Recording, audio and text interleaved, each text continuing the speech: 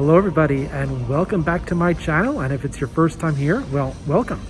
If you follow me a lot on YouTube, you know that I am a window seat guy.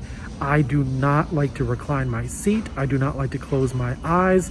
I just like to look out the window the entire flight. Well, tonight, something different is going to happen.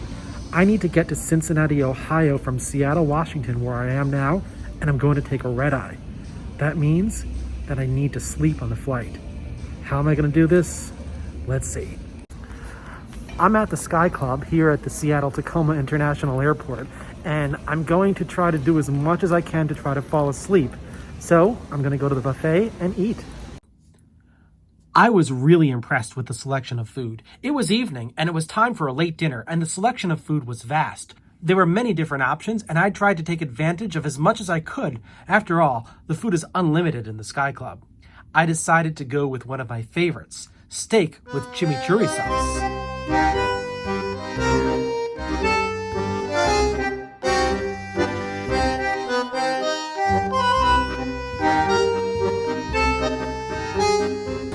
Well, I'm trying my best to try to eat as much as possible. Let me say, this is not a bad spread of options at all. I am looking forward to this meal.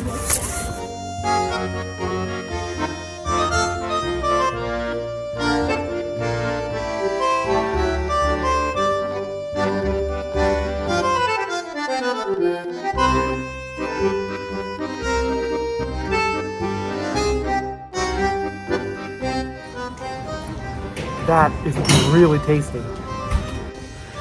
The steak was so good, I went back for more.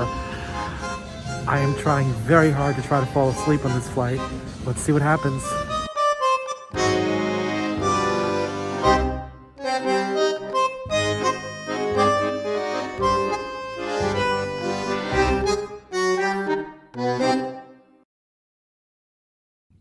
This is a grand Sky Club. It's aesthetically really pleasing to the eye, and during the time of my late night visit, there were numerous empty seats in this very vast space. My flight to Cincinnati today will be on a 737-900, and it's only 2 years old. And that's it right there, right outside of the Sky Club. I don't have to go very far to get to my gate.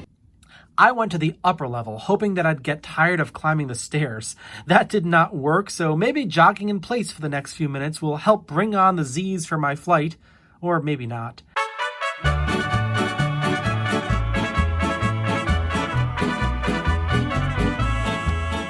I just took a seat for the remainder of my visit since there were so many of them to choose from. What does an aviation enthusiast do on a red eye? You tell me in the comments below.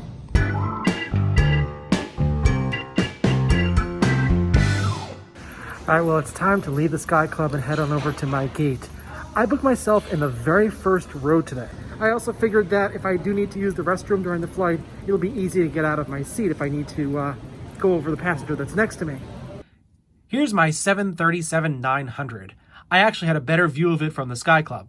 Now, this is a Delta flight, even though the sign says Virgin Atlantic. Virgin Atlantic is a partner of Delta. Boarding is about to begin. On this board, you can see how everything is Delta branded for this 9:50 departure to Cincinnati. CVG, here I come. This is the first time on my channel that I'm featuring a 737-900. I've featured the older 737-800 before. The Delta 737-800s have a much more outdated interior with older seats, older lighting, and older TV monitors. Yes, it's a red eye, but I still have to open up the window shade. Well, it looks like I'm actually pretty lucky with this window. The windows here are not scratched. As you know, sometimes I avoid row 1, seat A, because the windows get scratched from the jet bridge. But on this 737, it doesn't look that bad. Should I start now? Not yet. There's lots of legroom here, and I enjoy having the wall in front of me. This way, no one can recline their seat into my space.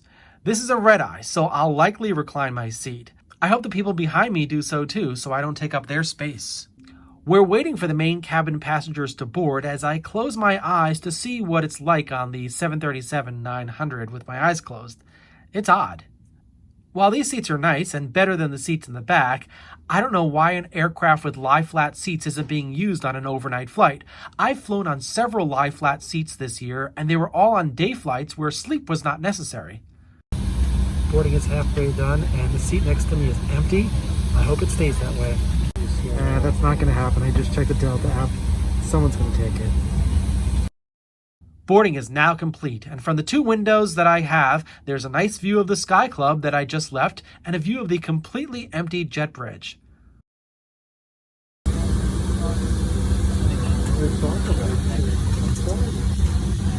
Nice interior on the 737. It's now time for the gate agent to bring the jet bridge away from the now closed boarding door so we can get pushed back and on our way to Cincinnati on this evening's red-eye. There are actually many red-eyes departing Seattle tonight headed east. Around the time of our departure, there were also Delta mainline flights departing to Detroit, Orlando, Boston, and New York. My flight is one of these shorter red-eyes and goes to a city that was once a hub for Delta. As we push back under the control of the Seattle ramp controllers, we have a full view of the Sky Club. The map on the screen in front of me shows the route. This is really not a long enough of a flight for overnight sleeping, but I guess I'll try. One helpful thing is that the flight attendants are lowering the light in the cabin to make the interior environment match that of the exterior environment. Before we make it off the ramp, we pass by the gates at one of the satellite gate areas. Here we can see Hawaiian Airlines and Alaska Airlines. Both Alaska and Delta have hubs here in Seattle. With all parallel runways in Seattle, we'll be using runway 16 left for takeoff, and the ground controller instructs us to take taxiway Bravo to the runway. We can see arriving planes from the outboard runway waiting to cross runway 16 left to get to their gates, and out the left window we also have views of the departing flights ahead of us on runway 16 left. We're almost at the end as it's late and traffic is light. Ground control tells us to switch radio frequencies to the runway controller. There's one controller that handles the runways closest to the terminal and another for the western runway. The local controller for runway 16 left tells us to line up and wait. As we turn the corner, we see bright red lights. These lights are indicators for flights that land on this runway. The lights are all showing red, meaning that the airplane is too low for landing. We're on the ground and too low for a flight to land on this runway, but it's not relevant for us since we're about to take off. As we turn the corner, we can see the aircraft that took off before us is in the air, and with the wind out of the south tonight, Seattle Tower clears us for takeoff on the 11,901-foot-long runway.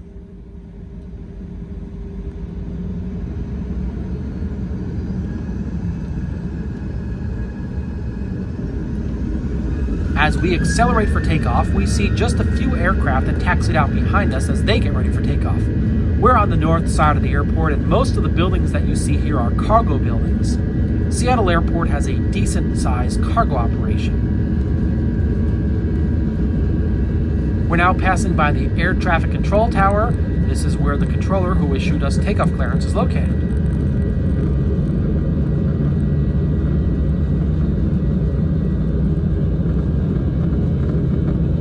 Shortly after the tower, we pass by the passenger terminal where this video started.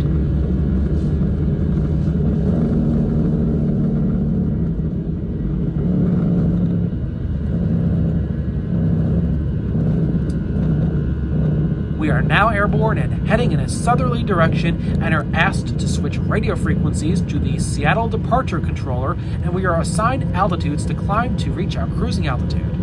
Our initial climb out takes us over the city of SeaTac, Washington. The name SeaTac is a portmanteau of Seattle and Tacoma, and is actually named for the Seattle-Tacoma Airport, which is SeaTac for short.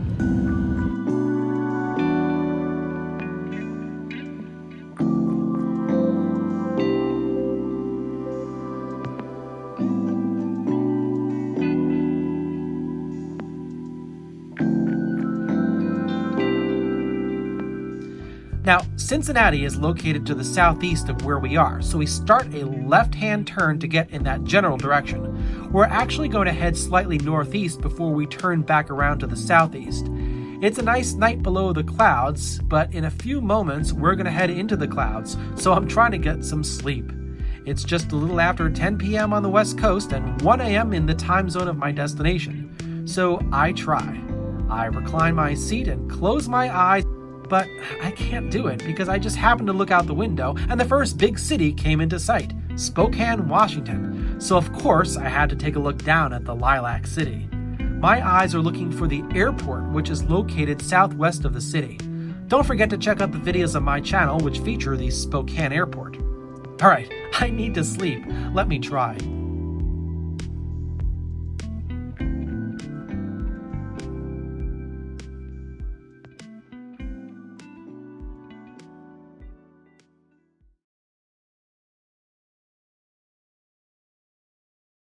Well, that didn't last long.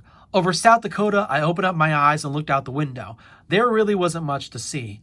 My attempt at sleeping was not very successful.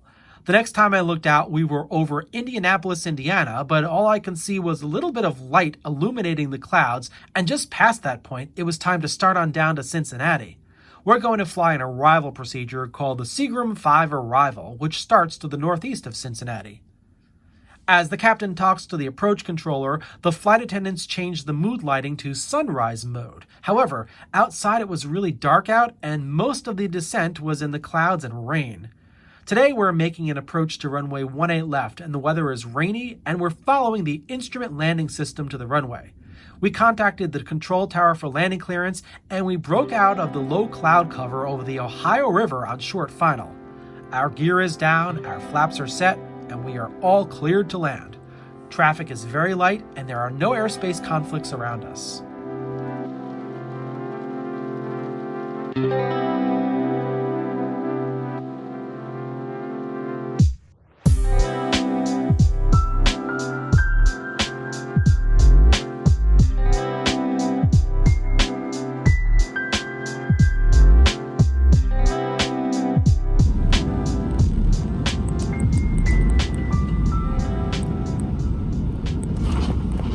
Runway 18 left is 10,000 feet long. Welcome to Kentucky. Yes, Kentucky. Even though the airport is known as the Cincinnati Airport, it's physically located in Kentucky. The airport code is CVG, and that comes from Covington, Kentucky. But the largest and more well-known city of Cincinnati is nearby and just across the river in Ohio. You'll rarely hear people call this the Covington Airport. We clear the runway to the right and pass by a cargo area. This airport is a cargo hub for DHL, Amazon, and Atlas Air. The airport once saw a lot more traffic with Delta Airlines before it was dehubbed. We're headed to the satellite B concourse as ground control gives us taxi instructions to the ramp area. Once we get closer, the ramp controller clears us into gate Bravo 3 at the end of the concourse. I've made it from Pacific time in Washington to Eastern time in Kentucky. In just a few short hours, my 737-900 transported me from day to another day, and now I'm at CVG. One was Cincinnati.